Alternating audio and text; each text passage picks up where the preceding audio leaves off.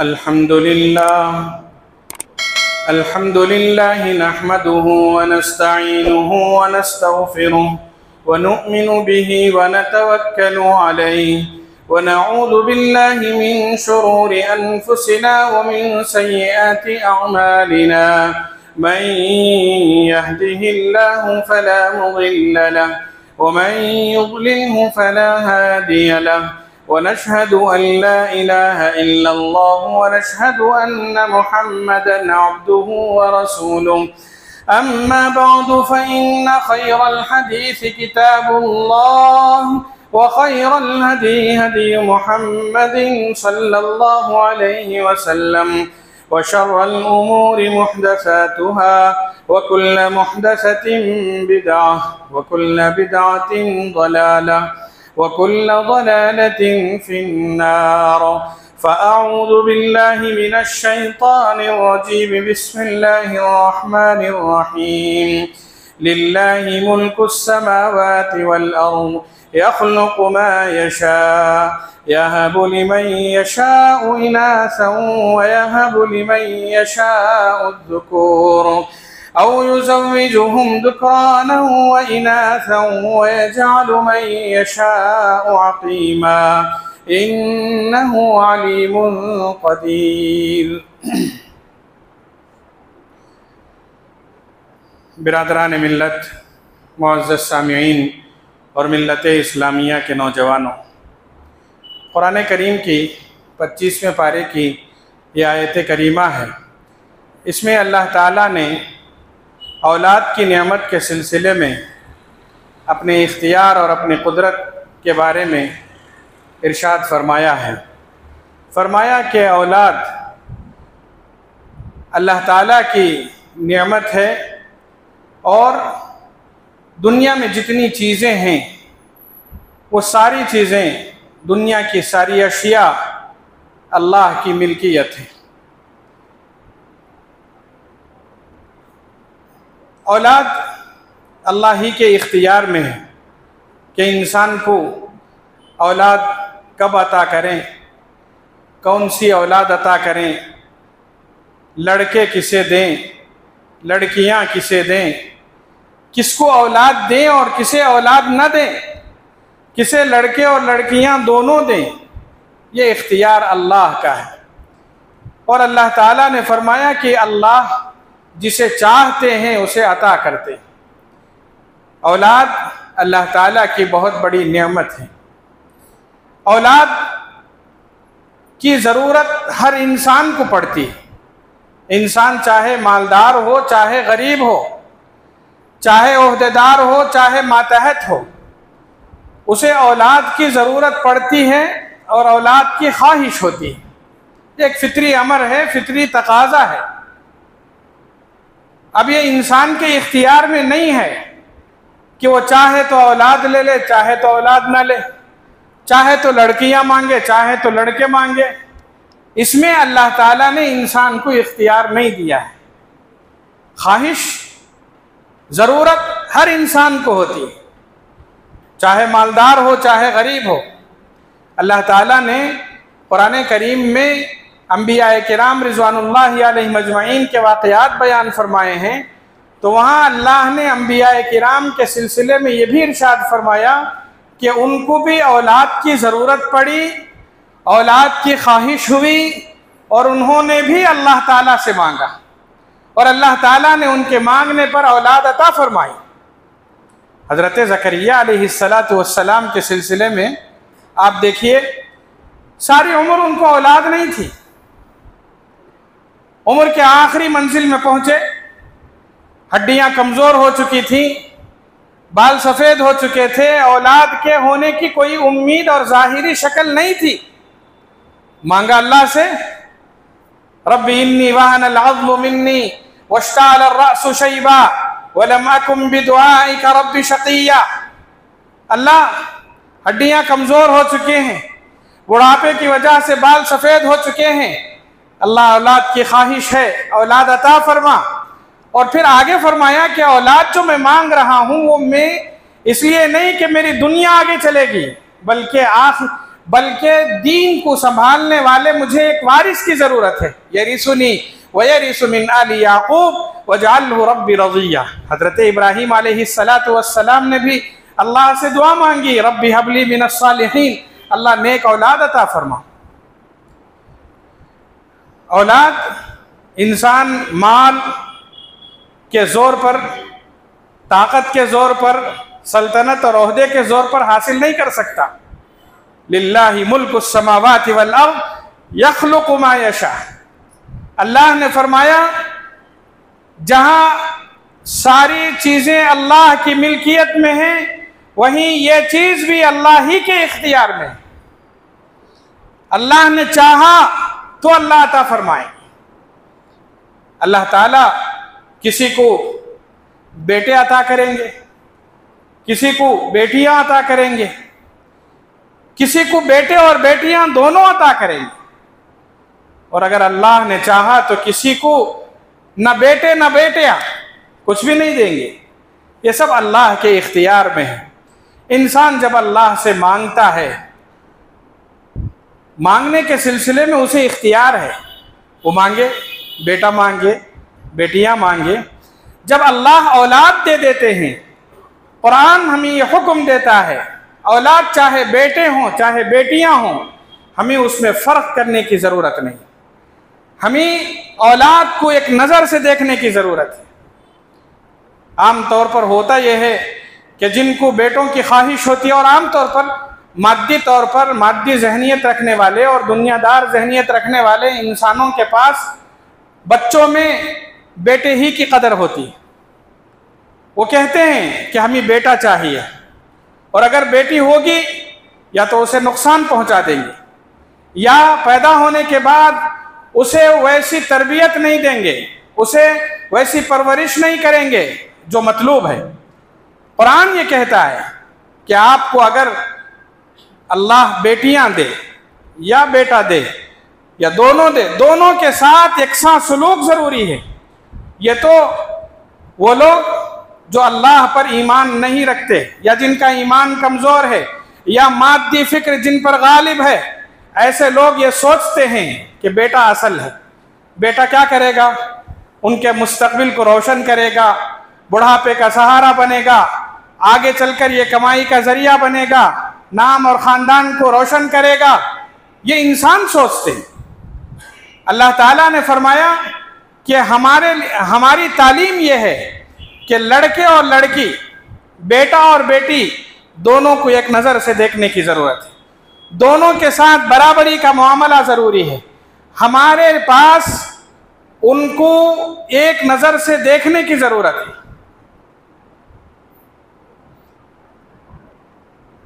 ये सोच जाहिलाना सोच है कि बेटा ही असल है, बेटी कुछ नहीं है। जाहिलियत में बेटी को बोझ समझा जाता था। जाहिलियत में बेटे को नापसंद किया जाता था, और बेटी जिस घर में पैदा होती थी, बाप शर्मिंदगी से चूर चूर हो जाता था। वो नहीं चाहता था कि मैं लोगों के सामने जाऊं। उसे पसंद नहीं था कि लोगों के सामने जाकर ये कहे कि मेरे घर में बेटी पैदा हुई है। कुरान ने नक्शा खींचा, वइज़ा बुश्शिरा अहदुहुम बिल उन्सा ज़ल्ला वजहुहु मुस्वद्दन व हुवा कज़ीम। जब उसे लड़की के बारे में पता चलता कि उसके घर में लड़की पैदा हुई है, वो गुस्से से सियाह हो जाता था, लोगों से छुपता फिरता। उसे ये पसंद नहीं था कि वो लोगों से जाकर कहे कि मेरे घर में बेटी पैदा हुई। उसे ये पसंद, ये जाहिलाना रस्म है, और जाहिलियत की इस रस्म को कुरान ने तोड़ा। रसूलुल्लाह सल्लल्लाहु अलैहि वसल्लम ने आकर बतलाया कि बेटी का असल मकाम क्या है, बेटी का मर्तबा क्या है। अरे बेटी के सिलसिले में जो लोग बोझ समझते हैं, वो ये नहीं समझते कि अल्लाह के नज़दीक बेटी के बाप का क्या मकाम और मर्तबा है।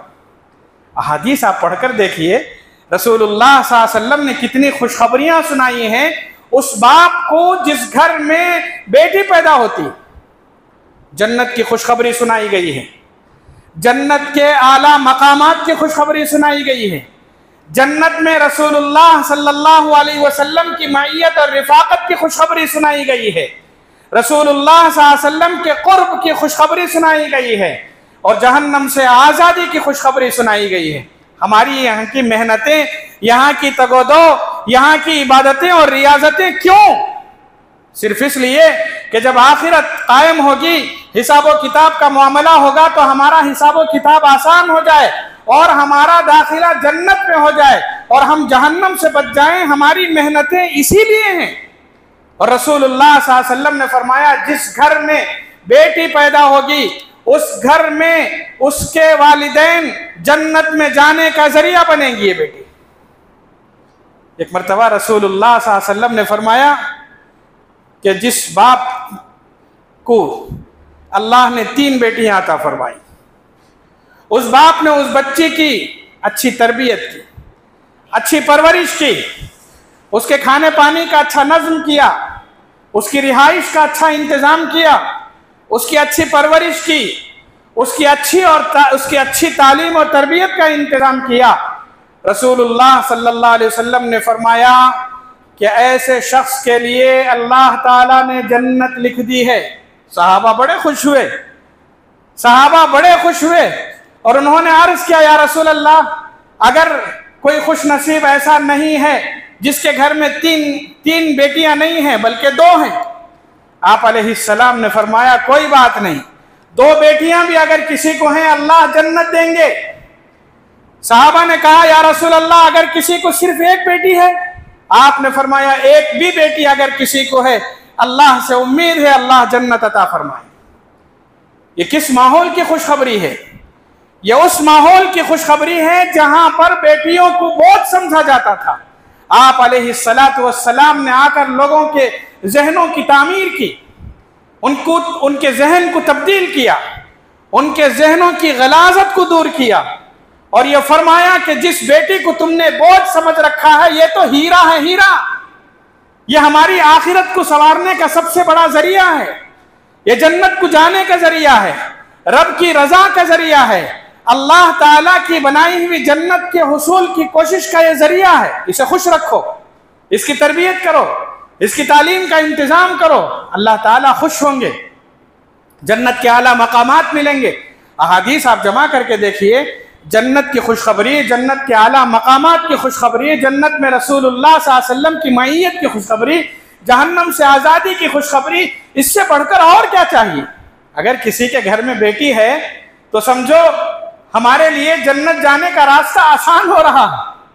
अल्लाह ताला ने हमारे लिए जन्नत हासिल करने का मौका इनायत फरमाया है और जहन्नम से आज़ादी का अल्लाह ताला ने मौका नसीब फरमाया है। हम उसकी अच्छी तरबियत करके, उसको खुश करके, उसको अच्छा रखकर हम जन्नत हासिल कर सकते हैं और जहन्नम से बच सकते हैं।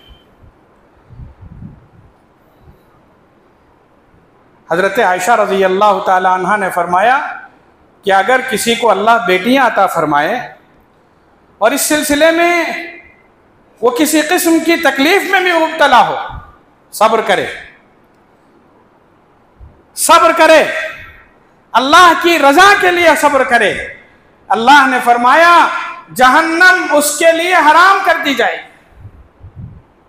दुनिया में बच्चियों के पालने, उनकी परवरिश करने में अगर किसी किस्म की दिक्कत भी महसूस हो रही हो, सब्र करे और फिर अल्लाह की रजा की कोशिश करे, अल्लाह ताला उसे जहन्नम से आज़ाद फरमाए और जन्नत में जाने का जरिया यही बच्चियां हैं। हज़रत आयशा रज़ी अल्लाह ताला अन्हा फरमाती हैं कि एक मरतबा मेरे घर एक मिस्कीन औरत आई, सवाली, मांगने वाली, मिस्कीन और ज़रूरतमंद औरत मेरे घर आई। उसके हाथ में 2 बच्चियां थी, उसके साथ 2 बच्चियां थी। मैंने उनको देखकर 3 खजूरें दी। हज़रत आयशा फरमाती है मैंने 3 खजूरें दी। उस औरत ने, उस मिस्कीन औरत ने 1 खजूर एक बेटी को दिया, दूसरा खजूर दूसरी बेटी को दिया और तीसरा खजूर खुद जरूरतमंद थी, खाने का उसने इरादा किया और मुंह के करीब लेकर गई। जैसे ही वो मुंह के करीब लेकर गई, एक बच्ची ने कहा कि वो खजूर भी मुझे चाहिए। अल्लाहू अकबर! इसने अपनी जो भूख अपनी ज़रूरत को छोड़कर उस खजूर के 2 टुकड़े करके एक आधा खजूर एक बच्ची को दिया, एक आधा खजूर दूसरी बच्ची को दिया। हजरत आयशा ने यह सारा माजरा देखा। हजरत आयशा ने यह सारा माजरा देखकर जब रसूलुल्लाह सल्लल्लाहु अलैहि वसल्लम घर तशरीफ लाए तो आप अलैहिस्सलातु वस्सलाम से यह सारा वाक़या अर्ज़ किया। आप अलैहिस्सलातु वस्सलाम ने फरमाया, उस औरत के इन बच्चियों की अच्छी परवरिश की कोशिश पर अल्लाह ताला ने उसके लिए जन्नत वाजिब कर दी है और जहन्नम से आज़ाद कर दिया। कितनी बड़ी खुशखबरी है। हमारे भी घरों में बच्चियां होंगी, हमारे लिए ज़रूरी है कि हम उन बच्चियों की निगहदाश्त करें। रसूलुल्लाह सल्लल्लाहु अलैहि वसल्लम ने एक ऐसे माहौल में, जिस माहौल में बच्चियों को जिंदा दरगोर कर दिया जाता था। जिंदा दरगोर करने का मतलब सही सालिम और जिंदा सेहतमंद बच्ची को बाप अपने सामने गड्ढा खोद कर जिंदा उसी में गाड़ और दफन कर कर मिट्टी मूस देता था। बच्चियां चीखती और चिल्लाती रहती थी, मगर उनके दिलों की सख्ती कभी खत्म नहीं हुई।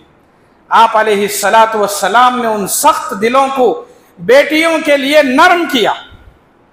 फिर एक दिन ऐसा आया, आपकी मेहनतें रंग लाई, लोगों के सोच और फिक्र बदली, और फिर हमने सीरत में हजारों ऐसे वाक़यात और हजारों ऐसे सहाबा और दीगर लोगों को हमने देखा। तारीख के सफ़ात और सीरत के सफ़ात आप देखिए, जिनकी सोच बदल गई। बाज ने 1-2 बच्चियों को नहीं, 8 बच्चियों को भी अपने हाथों से दफन किया था। दिलों की सख्ती देखिए, दिलों की सख्ती देखिए। हजरत कैस इब्न आसिम कहते हैं, या एक मरतबा रसूलुल्लाह सल्लल्लाहु अलैहि वसल्लम के सामने वह हाजिर हुए और उन्होंने अर्ज किया, या रसूल अल्लाह, आपने तो हमें बेटियों की अहमियत के बारे में बताया है, मगर ये उस वक्त की बात है जब हम ज़माने जाहिलियत में थे, इस्लाम की नेमत से हम सरफराज नहीं हुए थे। या रसूल अल्लाह, मैंने अपने हाथ से 8 अपनी बच्चियों को मैंने अपने हाथ से दफन किया। सुनने में हमारे रोंगटे खड़े हो जाते हैं, मगर उनके दिलों की सख्ती देखिए। 8 बच्चों को रसूलुल्लाह सल्लल्लाहु अलैहि वसल्लम के सामने आकर अर्ज किया, या रसूल अल्लाह, मैंने 8 बच्चियों को जिंदा दफनाया है। अब इस्लाम लाने के बाद मुझे अपनी गलती का एहसास हो रहा। पता नहीं जब अल्लाह के दरबार में जाऊंगा, अल्लाह मुझसे सवाल करेंगे तो मैं क्या जवाब दूंगा। क्यों? इसलिए कि क़यामत के सवालों में से एक सवाल ये भी है, व इज़ल मौऊदतु सुइलत, जिंदा दरगोर की गई बच्ची से पूछा जाएगा किस जुर्म की पादाश में इसे जिंदा दरगोर किया गया था। अल्लाह अगर मुझे पूछे तो मैं क्या जवाब दूंगा। या रसूल अल्लाह, मेरी ख्वाहिश है कि इसी दुनिया में मैं अल्लाह से तौबा कर लूं, उस गलती की सजा भुगत लूं। अल्लाह के रसूल, मुझे बताइए उस गलती पर मैं क्या करूं। कोई कफ़ारा हो, कोई चीज, कोई हल हो तो बतलाएं।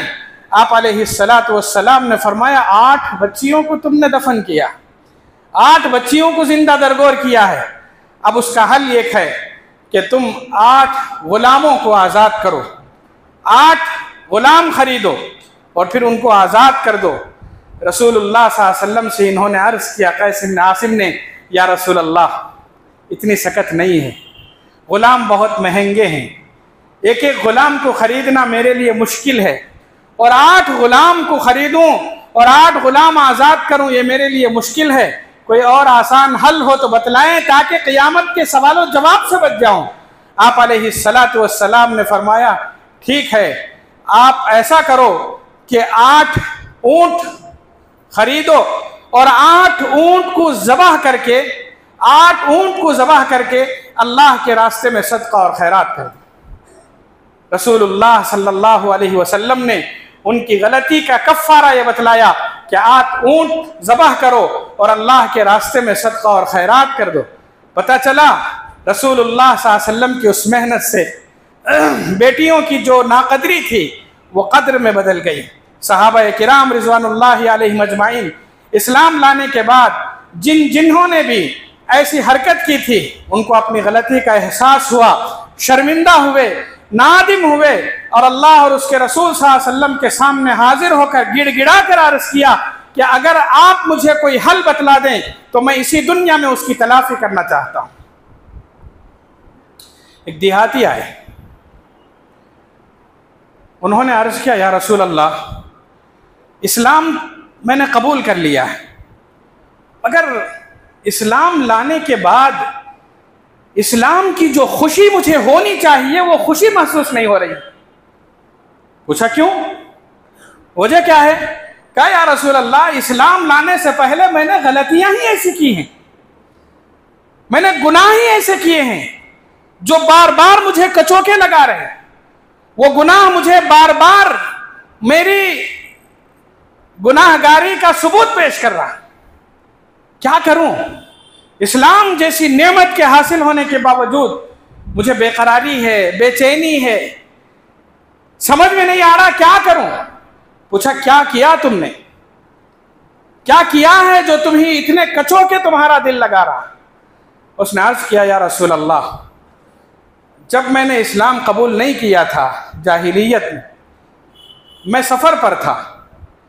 एक तवील अरसे के बाद जब मैं सफ़र से वापस आया तो मेरे घर में मेरी एक बच्ची थी, बच्ची पैदा हुई थी और वो बच्ची अब इतनी बड़ी हो चुकी थी कि वो चलने के लायक हो चुकी थी।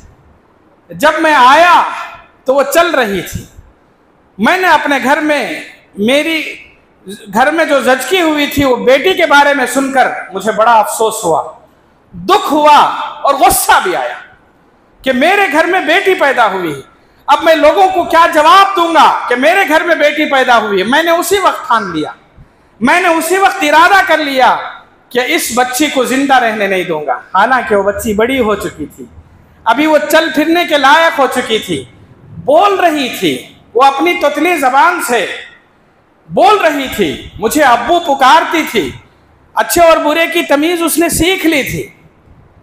वो मेरे सामने आती थी, खेलती थी, मुझे बुलाती थी, पुकारती थी, मगर जो मेरा दिल था वो सख्ती कभी ख़त्म नहीं हुई। उस वक्त तक ख़त्म नहीं हुई जब तक मेरा गुस्सा ठंडा नहीं हुआ। हुआ कैसे? एक मर्तबा मैंने इरादा किया कि मैं इस बच्ची को आज ख़त्म कर दूंगा। वो खुद कहते हैं कि मैंने अपनी बीवी से कहा कि मैं इसे बाहर लेकर जा रहा, इसे तैयार करो।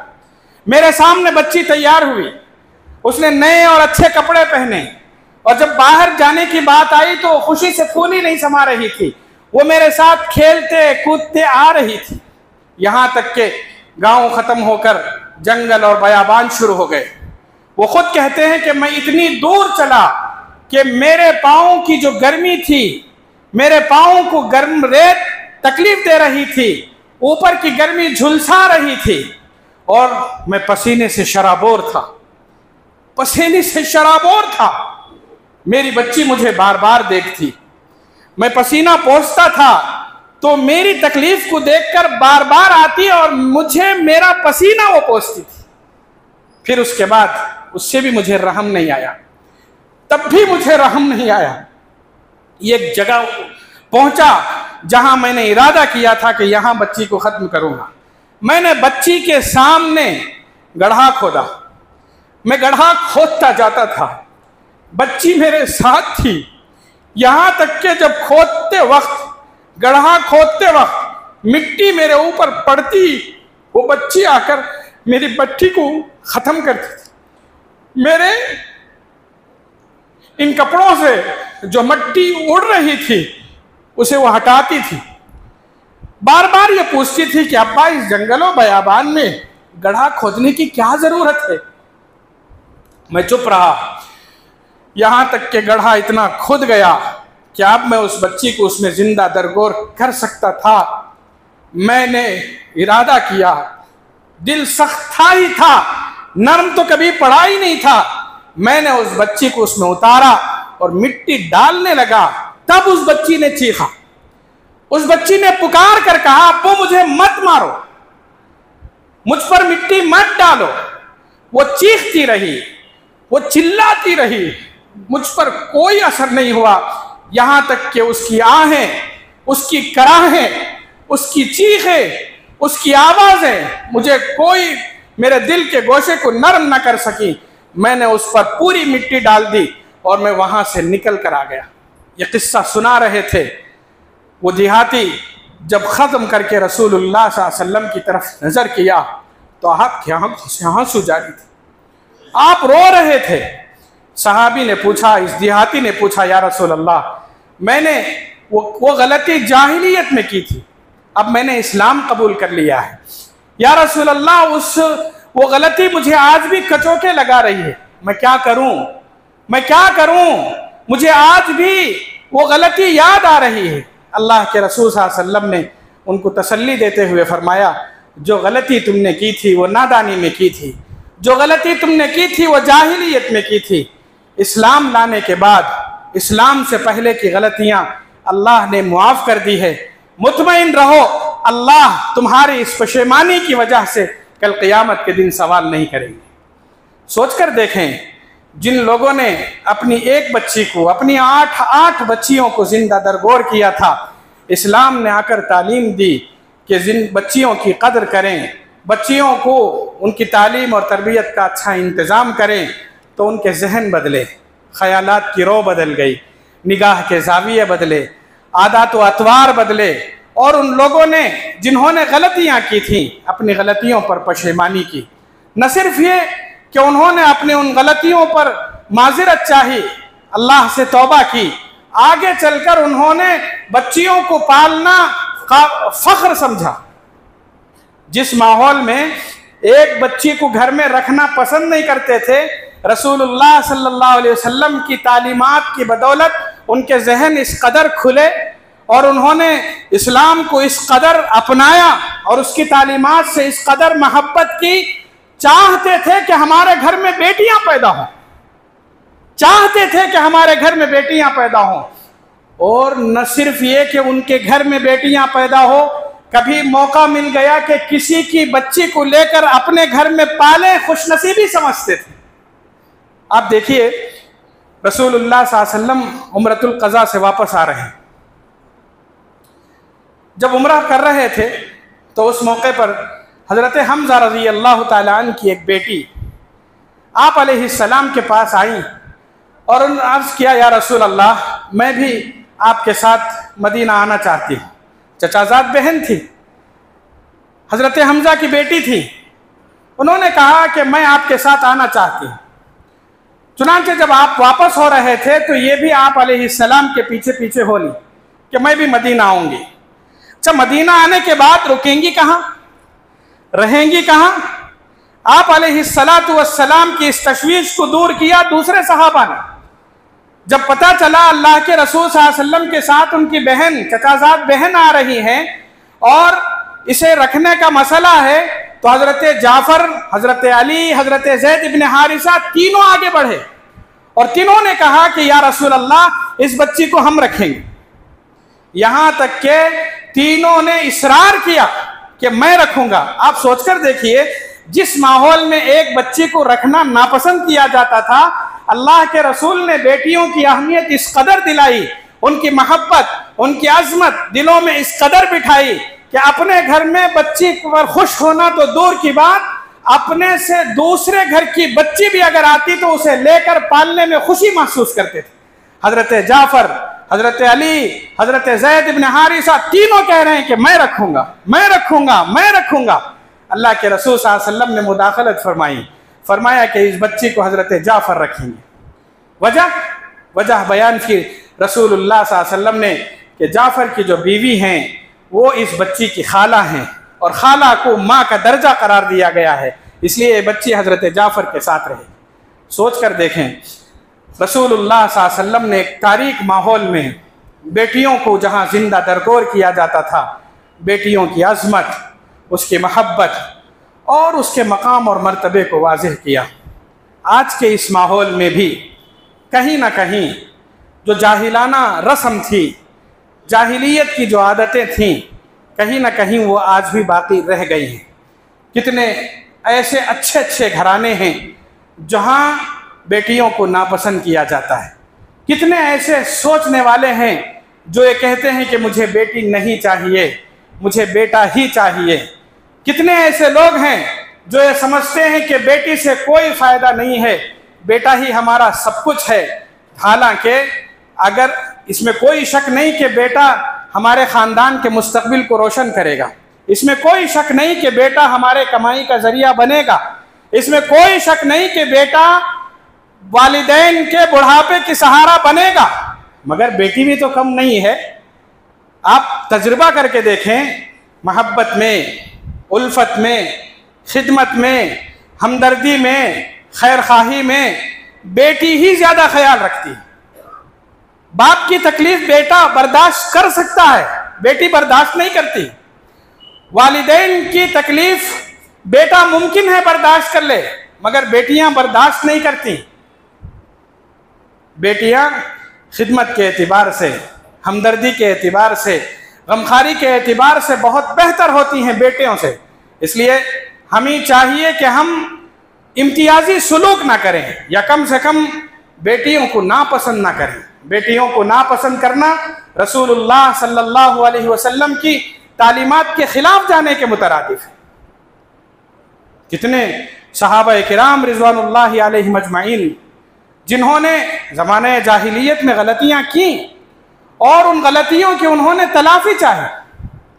अगर किसी के घर में बेटी पैदा होती है तो फिर उसे नाराज़ होने या रंज व गम में मुब्तला होने के बजाय उसे खुश होने की ज़रूरत है। हज़रत इमाम अहमद बिन हम्बल 4 अइम्मा में से एक इमाम हैं, इमाम अहमद बिन हम्बल। उनका तरीक़ा ये रहा है कि वो बार बार जिस घर में भी किसी के घर में बेटी पैदा होती फौरन पहुंचते और मुबारकबादी देते थे, खुश हो जाओ, मुबारक है कि तुम्हारे घर में बेटी पैदा हुई। और फिर फरमाते, जानते हो मैंने मुबारकबादी क्यों दी है? मैं मुबारकबादी इसलिए दे रहा हूं, अल्लाह ने अंबिया किराम को जो औलाद अता फरमाई उसमें अक्सर अंबिया को अक्सर बेटियां ही अता की हैं, बेटे कम अता किए हैं, बेटियां ज्यादा अता की हैं। खुद रसूलुल्लाह सल्लल्लाहु अलैहि वसल्लम को अल्लाह ताला ने बेटे भी अता फरमाए, बेटियां भी अता फरमाई। हज़रत इब्राहीम, हज़रत अब्दुल्ला, हज़रत कासिम, ये सब बेटे हैं, मगर ये सब बचपन ही में इंतकाल कर गए। बेटियां बड़ी हुई, हज़रत रुक़ैया हैं, हज़रत ज़ैनब हैं, हज़रत उम्मे कुलसूम हैं, हज़रत फ़ातिमतुज़ ज़हरा रज़ियल्लाहु ताला अन्हुन्ना, ये सब रसूलुल्लाह सल्लल्लाहु अलैहि वसल्लम की लख्ते जिगर थी, बेटियां थीं। और आप अलैहिस्सलातु वस्सलाम ने इनमें से हर एक के साथ मोहब्बत का, उल्फत का, शफक़त का, खैरखाही का और हमदर्दी का मामला फरमाया, और हर एक के साथ बड़ी मोहब्बत के साथ पेश आते थे। हज़रत फ़ातिमा रज़ियल्लाहु ताला अन्हा के साथ आपकी मोहब्बतें हज़रत आयशा खुद रज़ियल्लाहु ताला अन्हा खुद बयान फरमाती। हज़रत आयशा फरमाती हैं, रसूलुल्लाह सल्लल्लाहु अलैहि वसल्लम हमारे साथ बैठे रहते ख़ानदान वालों के साथ। अगर इस दौरान हज़रत फ़ातिमा दाखिल होती तो आप बहैसियत बाप उठ कर खड़े हो जाते थे। सुभान अल्लाह, क्या मोहब्बत देखिए, उठते, आगे बढ़ते, गले लगाते, बोसा देते और फिर अपने बगल में बिठाया करते थे। बार बार रसूलुल्लाह सल्लल्लाहु अलैहि वसल्लम ये इरशाद फरमाते थे, फातिमा मेरे बदन का एक हिस्सा है, लोगों याद रखो, इसका दुख मेरा दुख है, इसकी तकलीफ मेरी तकलीफ है, इसकी मुसीबत मेरी मुसीबत है। हजरत रसूलुल्लाह सल्लल्लाहु अलैहि वसल्लम हजरत फातिमतुज़ ज़हरा से अपनी मोहब्बत का कैसा इजहार फरमाया करते थे। सुन्नत है बेटियों के साथ मोहब्बत करना, सुन्नत मुताहरा है बेटियों के साथ लगाव रखना। यकीनन जहाँ खुशनसीबी यह है कि बेटियों के साथ अच्छा सलूक करें। अगर किसी ने बेटियों के साथ बदसलूकी की, यकीनन वो बाप बदनसीब है, बदनसीब है वो बाप जिसने अपने बेटियों के साथ नाइंसाफी का मामला किया, जिसने अपने बच्चियों की परवरिश के सिलसिले में अच्छा ख्याल नहीं किया। अगर बेटी की मोहब्बत दिल में रही, ये सिलसिला आगे जाएगा। बेटी के बेटियों से, बेटियों के बेटों से हमारे दिलों में मोहब्बत अल्लाह पैदा करेंगे। रसूलुल्लाह सल्लल्लाहु अलैहि वसल्लम हजरत फातिमा के रज़ियल्लाहु ताला अन्हा के दोनों बेटों हसन और हुसैन से कितनी मोहब्बत करते थे। ये बेटे ही के तो बच्चे हैं जिनको जन्नत के नौजवानों का सरदार कहा गया, वजह सय्यदा शबाब अहलिल जन्नह अल हसन वल हुसैन। और उनके सिलसिले में मोहब्बतों का इजहार बार बार रसूलुल्लाह सल्लल्लाहु अलैहि वसल्लम ने इरशाद फरमाया था। उनको कितना साथ रखते थे, उनको कितना अपनी मायत और रिफाकत में रखते थे। ये बेटियों के बेटे ही तो हैं। और न सिर्फ ये कि हज़रत हसन और हुसैन, बल्कि हज़रत ज़ैनब की एक बेटी हज़रत उमामा नवासी है, ये रसूलुल्लाह सल्लल्लाहु अलैहि वसल्लम की बड़ा ख्याल करते थे, बड़ी मोहब्बत फरमाया करते थे, साथ लेकर फिरते थे।